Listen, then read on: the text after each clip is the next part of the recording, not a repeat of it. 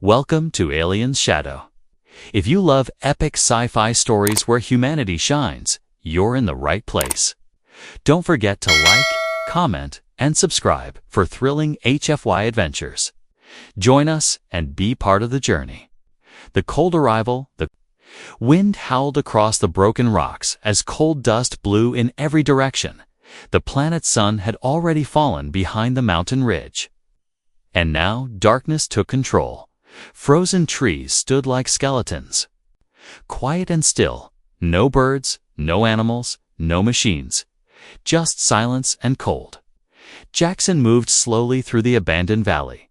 He wore thick gear and goggles, his breath turning into white clouds as he walked. His boots crunched over, shattered. Metal and bits of burned plastic. A wrecked alien ship lay in pieces all around him. Black smoke still rising from some parts. He was looking for supplies water. Food packs, power cells. But he didn't expect to find life. Not out here. Not in this frozen graveyard. Then he heard a small sound. A cough. Soft but real.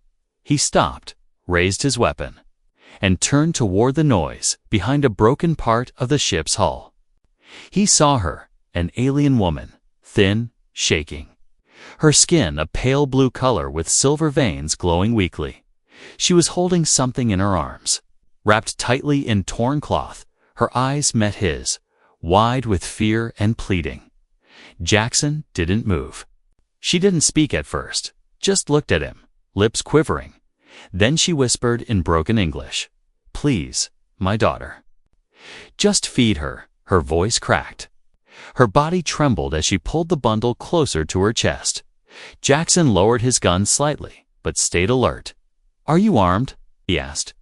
She shook her head. "No weapon, just child." He stepped closer and saw the small face of the alien child. Barely breathing, eyes shut tight. She was burning up, but still cold to the touch. The woman's own body was weak, close to collapsing. Jackson knew he shouldn't get involved. One person was hard enough to keep alive, but three? "Please," she whispered again, this time tears rolling down her face. "I'll stay quiet. I'll cook. I'll stay in your bed. I'll do anything." Jackson frowned, not out of anger, but out of something deeper pain. She wasn't begging for herself, only for the child. "Can you walk?" he asked firmly. She nodded slowly, though she almost fell when she tried to stand. Jackson sighed and knelt beside her. "Hold on to me. We need to move fast before night gets worse." He helped her up, supporting both her and the child. They moved through the snow and wreckage, heading toward his hidden shelter in the cliffs. The path was rough, but she said nothing, just followed. Holding her baby tightly, Jackson kept checking behind them, just in case someone or something followed. By the time they reached the entrance to his shelter, her lips were turning blue. He opened the thick metal door and pulled them inside quickly. The warmth inside hit them hard, and the woman nearly collapsed. Jackson carried the child to the sleeping cot and laid her down gently. He gave the woman water and a blanket, then turned to the heating unit. The shelter wasn't big, but it was safe solar, powered, well-stocked, hidden. She looked around with wide eyes, surprised by the comfort, but said nothing, only whispered, "Thank you." Jackson checked the child's temperature was dropping too fast. He wrapped her in heated cloth and placed a nutrient drop under her tongue. The alien woman knelt beside him, watching with desperate hope. "She's strong," he said quietly. "She might make it." The woman lowered her head in relief, tears falling freely now. Then she stood and walked to the small kitchen area. She began preparing something using his supplies without asking. He watched, confused, but didn't stop her. She worked with quiet skill, using roots and powder from her belt within minutes. A warm soup began to fill the shelter with a soft aroma. Jackson sat down, tired, but strangely at peace. She handed him a bowl with both hands, not saying a word. He ate in silence, then looked at her again. "You don't have to sleep in my bed," he said sharply. The woman flinched, but he continued. "No one touches you here unless you want." She looked confused, then nodded slowly, still unsure if she could trust his words. The child stirred in her sleep, a weak cough escaping her tiny mouth. The woman rushed over, whispering something in her native language. Jackson watched them quietly, then stood and walked to the corner of the shelter. He lay down, eyes still open, one hand near his weapon just in case. But even as the wind howled outside, the shelter felt warmer than before. The alien woman held her daughter close, whispering gentle songs in the dark. Jackson closed his eyes, and for the first time in months, he didn't feel completely alone. Trust is not free the next morning.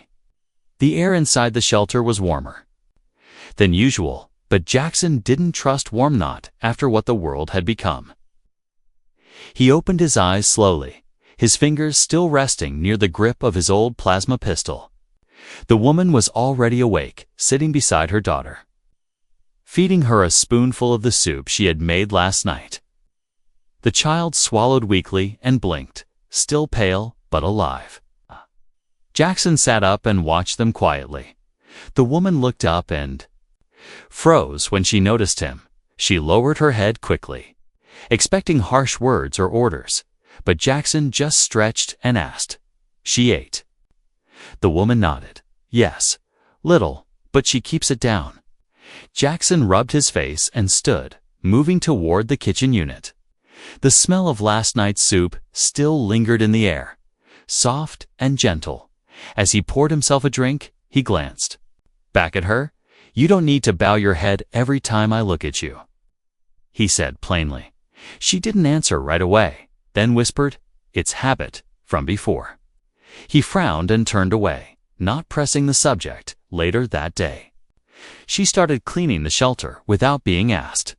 She swept the floor, sorted supplies, even fixed the water unit's filter.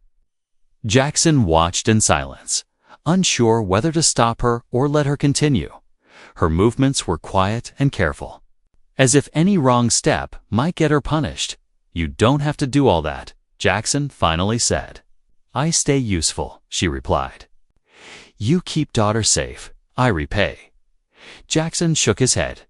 "You don't owe me." She looked confused, then forced a small smile and said, "Still, I do, in the evening." Jackson went outside to check his perimeter traps. The snow had thickened, hiding his tripwires and motion sensors. Everything looked untouched. No footprints, no broken branches. Still, his gut didn't relax. Something about the sky felt wrong to still. When he returned, the shelter smelled like fresh stew. The woman stood at the stove, stirring carefully. Her daughter was wrapped in warm cloth nearby, sleeping peacefully. "You cook like you've done it 1,000 times," Jackson said. "I was food giver for many." She replied softly, "Before I was sold." Jackson didn't know what to say to that, so he just nodded and sat. She served him again without speaking, then took a small portion for herself. They ate together, side by side. Still quiet, but not as tense as before. After dinner, Jackson asked her name. She hesitated, then answered, "My birth name is Saya, but owners called me girl." He nodded slowly. "Saya's a good name." She looked at him, surprised, then whispered, "Thank you." As the night came, Jackson noticed Saya placing her sleeping mat far from the bed. He frowned. "You don't need to stay on the floor." "I don't take space," she said quickly. "I'm not here to trouble." "It's not trouble," Jackson replied. "You're not a prisoner here." She stared at him, as if unsure whether to believe that. "I don't understand you," she said at last. "Most would use me by now." Jackson leaned back, letting out a breath. "Then they're monsters." Saya looked at him, her eyes shining, but her voice stayed low. "You don't want me." He shook his head slowly. "Wanting someone means they choose to." She blinked, confused again. No one ever said that before. Jackson stood up, checked the child, and then dimmed the lights. "Get some sleep," he said. "Tomorrow we talk more." That night, Saya didn't sleep much. She sat awake, watching her daughter's soft breathing and the strange human hood taking them in. He didn't yell, didn't hit, didn't touch. And that made him more confusing than any owner she'd ever known. Jackson also didn't sleep deeply.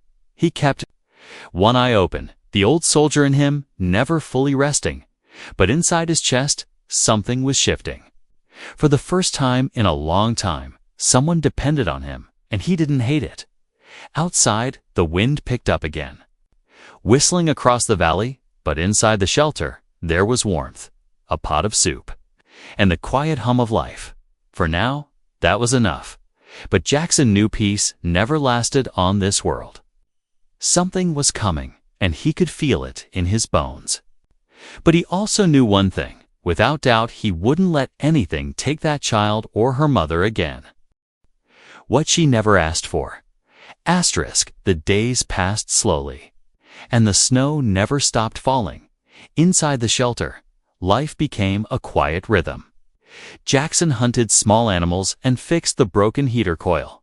Saya cooked, cleaned, and cared for her daughter, whose breathing was now stronger. The child's color was returning, her soft skin no longer cold and pale. She smiled weakly when Jackson brought her a carved wooden bird he had made from scraps. Sia bowed deeply again, saying thank you with tears in her eyes. Jackson only nodded and went back to sharpening his knife. Every evening, Sia served him warm food, sitting silently as he ate. Sometimes she watched him with eyes that held stories she never spoke, and sometimes she looked down, her hands shaking when she held a spoon. Jackson knew she had lived through something dark, something she didn't talk about yet. One night, the sky turned red with aurora light. Glowing through the cracks of the shelter's stone walls, Jackson stood near the entrance, watching the strange dance in the sky. Behind him, Saya approached slowly, holding a soft cloth in her hand. He turned slightly, noticing her steps were nervous, unsure. "Your coat is torn," she said, holding the cloth out. "I fix it." He took the cloth but didn't look at her right away. "Thanks," he said. "You don't need to fix everything, you know?" She looked down, her voice almost a whisper. "If I stop being useful, I'm not safe." Jackson finally turned fully toward her. "You're not here because I need a servant," he said, his voice calm but firm. "You're here because your daughter needed help, and I wasn't going to walk away." Saya stared at him, confused, as if the words didn't make sense in her world. She stepped closer, heart racing, and knelt down in front of him. "I can offer more than food and work," she whispered. "You saved my child, so I give myself too." Jackson froze, shocked by her words. She reached to undo her robe, hands shaking. "You can use me." "I won't resist." "No," Jackson said sharply, taking a step back.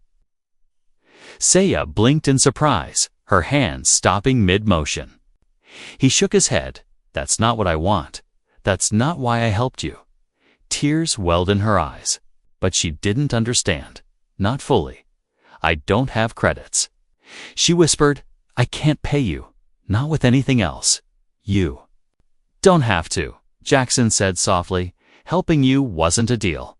It was a choice." Saya lowered her head, her shoulders trembling. She had never been given kindness without a price, and she didn't know how to accept it. The silence stretched between them, heavy but not cold. Jackson finally sat down beside her, careful not to touch her. "You're not a tool, Saya. You're not a thing," he said gently. "You're a person. And your daughter is a child, not a debt." She looked at him with eyes full of sorrow and disbelief. "No one's ever said that to me," she whispered, voice cracking. "Well," Jackson said with a faint smile, "someone should have a long time ago." She tried to smile back, but her face trembled too much. Later that night, Saya lay beside her daughter, still awake. The child was dreaming peacefully. arms wrapped around a soft blanket. Saya stared at the low ceiling of the shelter, Jackson's words echoing in her mind like quiet thunder. No one had ever refused her before, not like that. Not kindly. Not when she offered everything she had left. In her past, refusal came with beatings, with pain, with shame.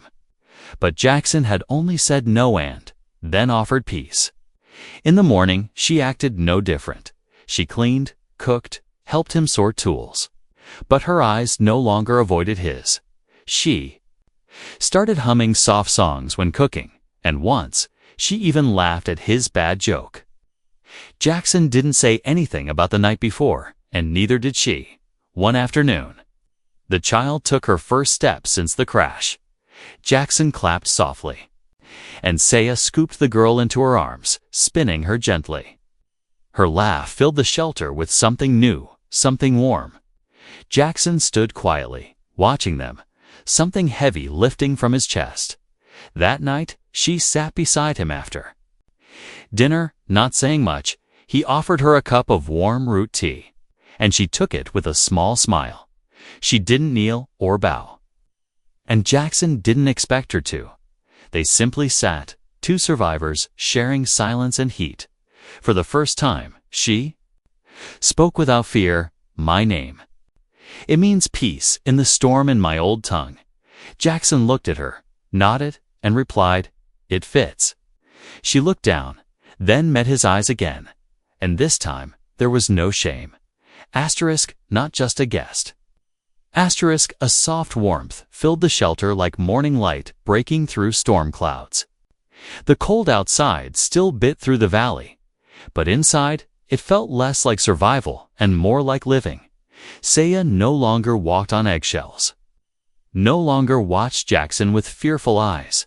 Now she moved with quiet confidence, folding cloth, repairing worn seams, and humming lullabies as she worked her daughter, now walking, now laughing, played near the power core, stacking small blocks made of broken metal. Jackson had carved them with care, giving her new shapes every day. The little girl called him Jay, unable to say his full name, and every time she did, something in his chest ached in a way he didn't understand. Jackson started teaching the girl words from Earth's old languages. Saya listened to, repeating softly, her tongue stumbling over strange human sounds. She was fast to learn, though faster than Jackson expected. He caught himself smiling more often, even when no one was looking. At night, Saya sat beside him after dinner. They shared stories in bits and pieces, her childhood under stars, his life before the war. She never told him everything, but her eyes filled the blanks. Jackson didn't press, didn't dig. He simply listened and let her speak when she wanted. One evening, Saya placed a stone pendant around her daughter's neck. It was the last thing she had from her people, a symbol of protection. "I want her to grow up knowing she is more than a survivor," she said. Jackson nodded, his voice low. "She will." Then came the night. The sky changed. Outside, the wind stopped suddenly, and the silence was sharp and natural. Jackson stepped outside, rifle in hand, eyes scanning the frozen ridge above. The clouds split open to reveal a blinking red light floating slowly across the sky. It was a dronenaut. And not from the crashed ship. It was newer, smoother, and still active. He crouched low, hiding behind the broken trees, heart pounding like war drums. The drone moved silently, scanning the ground with a soft green beam. Jackson slipped back into the shelter, face grim. Saya looked up immediately, sensing the change in his eyes. "What is it?" she asked, standing quickly. "Trouble," he said. Locking the door and powering down external heat signals, she clutched her daughter, who whimpered in confusion. Jackson moved quickly, packing emergency gear and loading weapons. "If that drone saw heat signs, others will follow," he explained. Her face turned pale, her hands trembling as she whispered, "They found me." Jackson stopped what he was doing and looked at her. "You think it's slavers?" She nodded slowly. They never stop hunting. Her voice shook. They don't lose property. They just take it back. He stepped closer, placed a firm hand on her shoulder. You're not property, he said, not to them, not to anyone. Sia's eyes filled with tears, but she stayed strong for her daughter. What do we do? She asked, voice tight. We don't run, Jackson said. Checking his weapons again, we make a stand. Sia looked unsure, but they're many, and we're few. Jackson gave a thin smile. I've been outnumbered before. That night, Jackson set traps around the perimeter noise bombs. Flash spikes, sharp-line cables. Sia helped. Learning fast, her movements careful but determined. This wasn't the same frightened woman he had found in the wreckage. This was a mother ready to protect her child, no matter what it cost. They stayed awake in shifts. Eyes watching every flicker beyond the walls. The shelter was quiet, too quiet. Even the child felt it, clinging to her mother and asking softly, scary outside. Sia kissed her forehead. Only shadows, little star. Nothing more. Jackson sat by the door, rifle across his lap. He didn't like waiting, didn't like silence before a storm. But he wasn't afraid, not for himself at least. He was afraid of losing what he didn't know he needed until now. As morning came, light filtered through the cracks. No attack, no noise. Only the low hum of tension in their chests. Jackson stepped outside to check the traps, and there, near the eastern tree line, he found a broken wire and melted snow. Something had come close, too close. He returned inside with a serious face. They tested the edge, he said. They're watching. Sia stood tall, not with fear, but with quiet fire in her eyes. They'll see more than they came for, she said softly. Jackson nodded once, knowing now this wasn't just his fight anymore. It was their home, their child, their peace, and no one would take it without facing all three of them. The price of peace, snow, fell harder that morning, covering the ground with a white silence that felt too clean to calm. Jackson stood at the window slit, watching the tree line. His hands were steady, but his mind was sharp. He had seen this kind of calm before, the kind that came before violence, before screams, before fire. Inside, Sia packed a small bag with food and cloth for her daughter. The little girl played quietly nearby, not understanding the danger outside. Sia moved like someone preparing to flee, but hoping not to. She looked up once, meeting Jackson's eyes, and whispered, if we run, they'll follow. Jackson didn't answer. He tightened the strap on his rifle, his breath low and slow. Running won't save us now, he said. They've already decided we're prey. Sia looked down, her hands shaking as she held her daughter close. Then I will not beg this time, she said. If they want to take her, they'll take me first. Jackson nodded. They'll have to go through me, too. He checked the trap lines one last time and handed Sia a small pulse grenade. Only use this if you're cornered, he told her. It'll buy you seconds. As the sun rose higher, a sound finally broke the stillness, a low hum. Mechanical, slow-moving, Jackson crouched beside a snow-covered ridge, eyes locked on the horizon. A transport sled rolled into view, followed by two armored figures on foot. They weren't soldiers, they were private hunters. Slavers, masked and silent. Jackson counted 6 figures in total, all armed, all scanning the area. He clicked his COM-1 Sia's signal to get the child into the bunker under the floor. She obeyed without hesitation, lifting the rug and lowering the child gently into the space. The little girl reached up, confused. Why hide?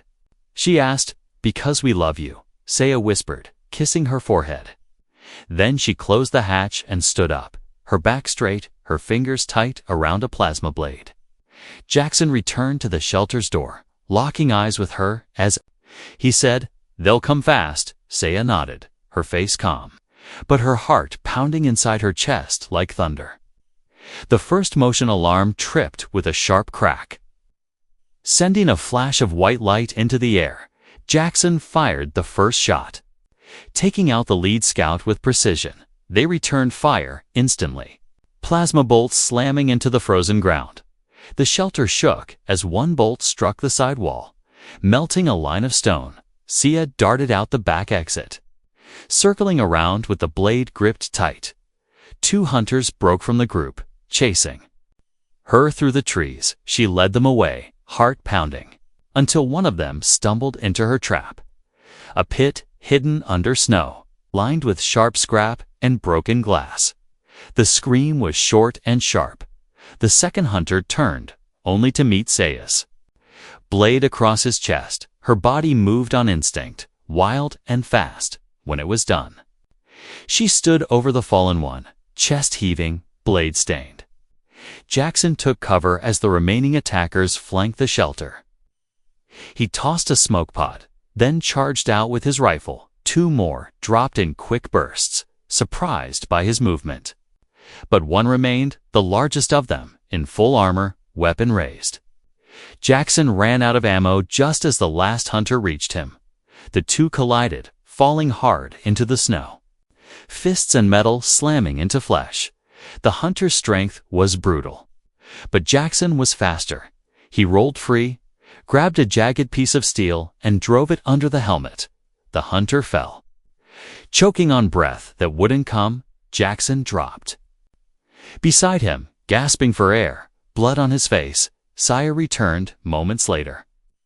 Eyes wide, searching for movement, but there was none, only silence again, broken by shallow breathing and weak snow wind. She dropped beside Jackson, pressing a cloth. To his wounds, he winced, but smiled through the pain.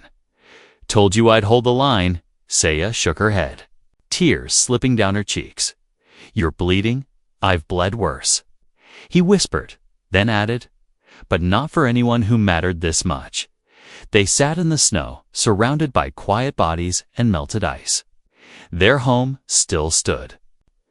Barely, the shelter cracked but not broken. Inside, their child waited. Unaware of the storm they had just survived, and for the first time, Jackson realized something else. They weren't just defending a home. They were defending a life they had built, one piece at a time. A new beginning forged in fire, in loss. In love, neither had spoken aloud. As the sun began to set again, Saya looked at him and said softly, "I offered you silence and my body. But you gave me something I never knew I needed." Jackson looked at her, his voice quiet. "You never had to give anything." She reached for his hand, holding it with trembling fingers. "But I want to," she said. "Not to repay, but to share." And in that frozen place, between the trees and blood, they held on to peace they had earned in pain. Her true name. Days passed after the attack. The snow outside melted slowly under early spring sun, leaving behind scars in the ground and blackened marks where weapons had burned inside the shelter. The silence was softer now, no longer filled with fear, but with the sound of rebuilding. Jackson walked with a slight limp, his side bandaged, but his spirit stronger than ever. Saya worked quietly beside him, repairing the broken shelves, patching walls with stone and melted sealant. Their daughter followed them everywhere, giggling and chasing shadows, her laughter like music in the cold air. There were no more whispers of running, no more hiding from each other. Something had changed between them, something unspoken but solid like stone. One morning, while the child napped, Saya sat outside the shelter on a flat stone warmed by sunlight. Jackson joined her, holding 2 cups of hot leaf tea he had brewed from dried herbs. He handed her one and sat beside her without speaking. They watched the trees sway gently in the breeze, so quiet, it almost felt like peace.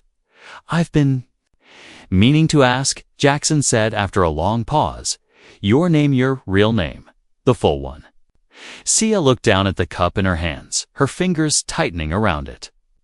She took a deep breath before speaking. It's not safe to say it sometimes. You're safe now, Jackson said, voice calm and steady. She nodded slowly. Then said, Sia zelenari velthera. Jackson blinked, surprised. That sounds noble. Sia gave a soft smile, one filled with sadness. It is, or was. He looked at her. Waiting without pushing, she stared at the forest ahead. Her eyes distant as if looking into the past. I was born into a high bloodline, she began, on my homeworld. My family ruled one of the mountain rings. We were not warriors, but leaders, caretakers of knowledge and peace.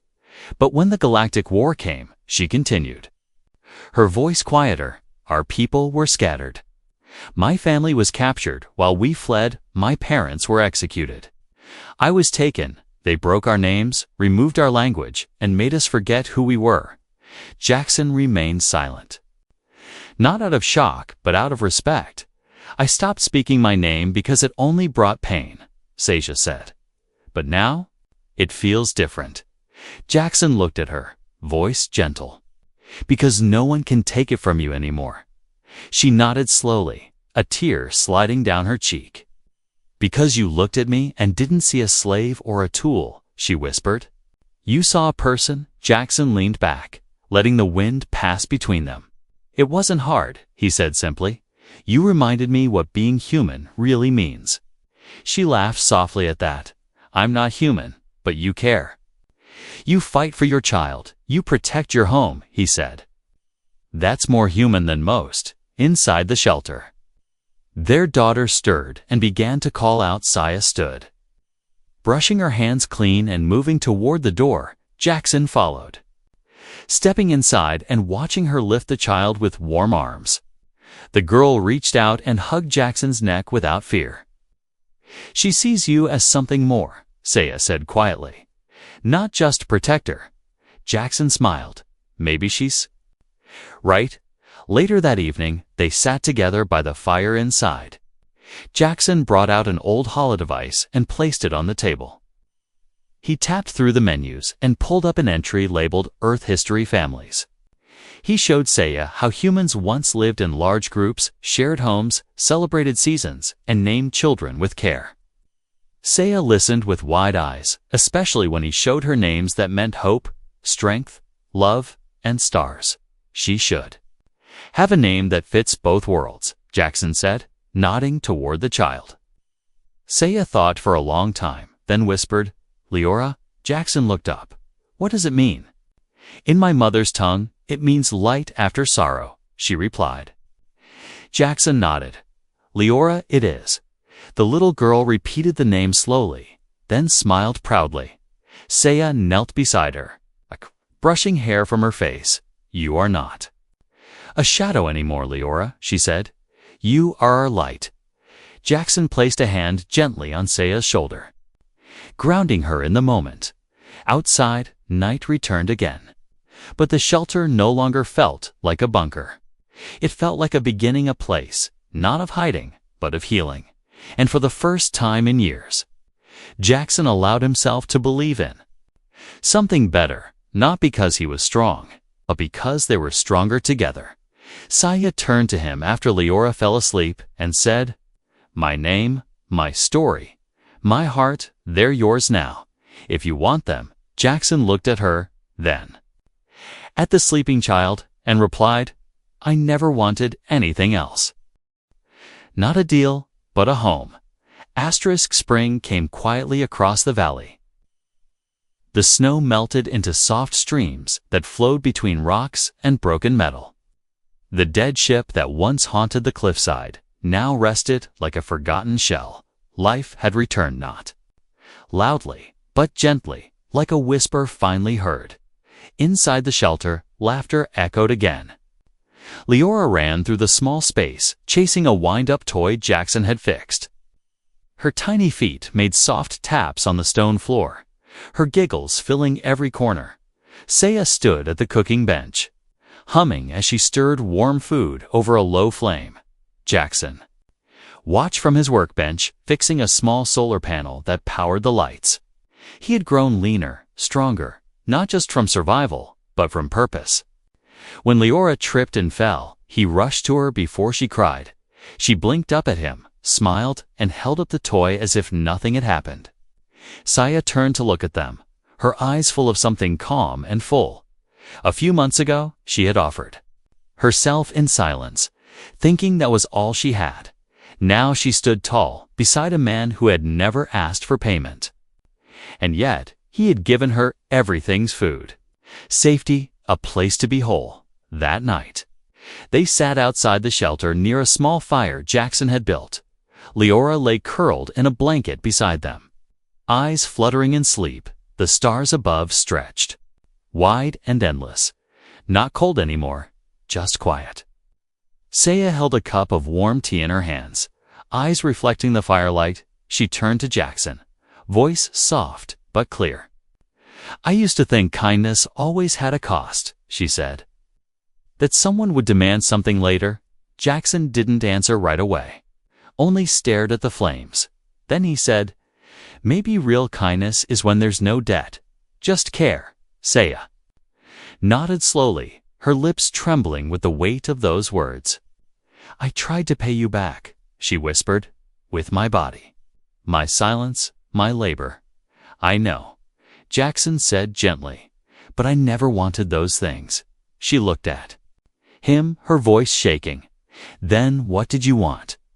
He leaned forward, elbows on his knees, eyes steady on hers. "I wanted you to feel safe," he said. "To feel like you weren't alone anymore." Saya looked down at her hands, fingers curling around the cup. "No one's ever said that to me," she whispered. "Not even my own people." Jackson reached over and gently touched her hand. It wasn't rough or demanding, just steady and real. She didn't pull away this time, didn't flinch or freeze. Instead, she smiled and leaned her head gently against his shoulder. For a long time, they just sat like that. Two survivors who had found something they didn't know they needed. Not because of war or fear or desperation, but because trust had grown. One quiet moment at a time, in the weeks that followed, they expanded the shelter. They built a small garden bed outside, using compost and recycled scraps. Jackson carved furniture from fallen trees, and Sia painted the walls with soft-colored mineral dust. Leora helped by planting stones in neat little rows. Thinking they were seeds, Jackson laughed every time she did it. Saya laughed too, then leaned close and whispered, "She's going to change the world."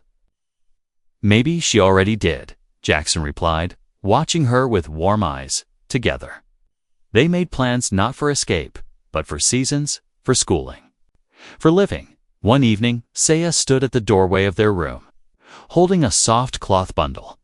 Inside, it was a folded document Jackson had found in old records, a land claim file. Unsigned, untouched, belonging to no one.